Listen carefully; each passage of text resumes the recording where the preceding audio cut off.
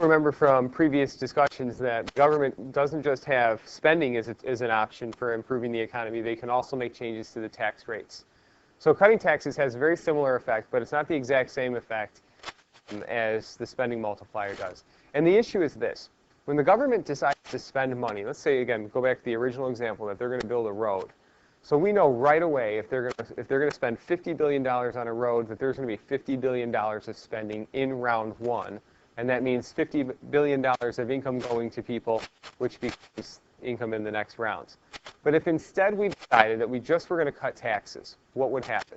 Well, those people who were about to spend that, if we cut taxes by $50 billion, some of those people are going to put that money right in their savings account and they're never going to spend it. And so let's just assume at this point the marginal propensity to save is 0.2. And we know they're saving about 20% of their income. If we cut taxes by $50 billion, only $40 billion would go into the economy as income in that first round.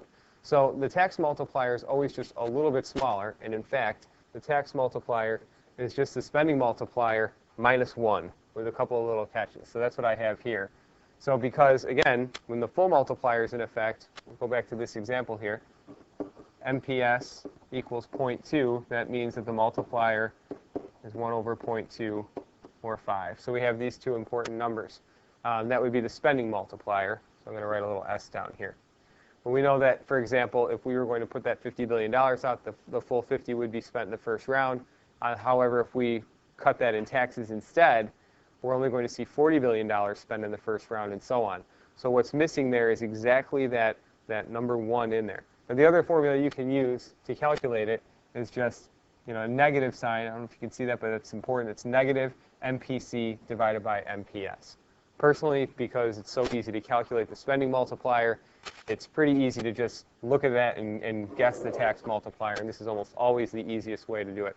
One other thing, note the relationship that they have to reduce taxes to get AD to go up. So we know that whenever we have two things going in opposite directions, we call that an inverse relationship, and inverse relationships always have a negative sign in front of them. So because taxes are reduced in order to get aggregate demand to go up, the spending multiplier, the tax multiplier is always going to be negative. So in a simple example, we have, this is our spending multiplier, it's positive 5. Our multiplier for taxes would just be negative 4. What did I do? Subtract 1 from this number and add the negative sign, and that's it.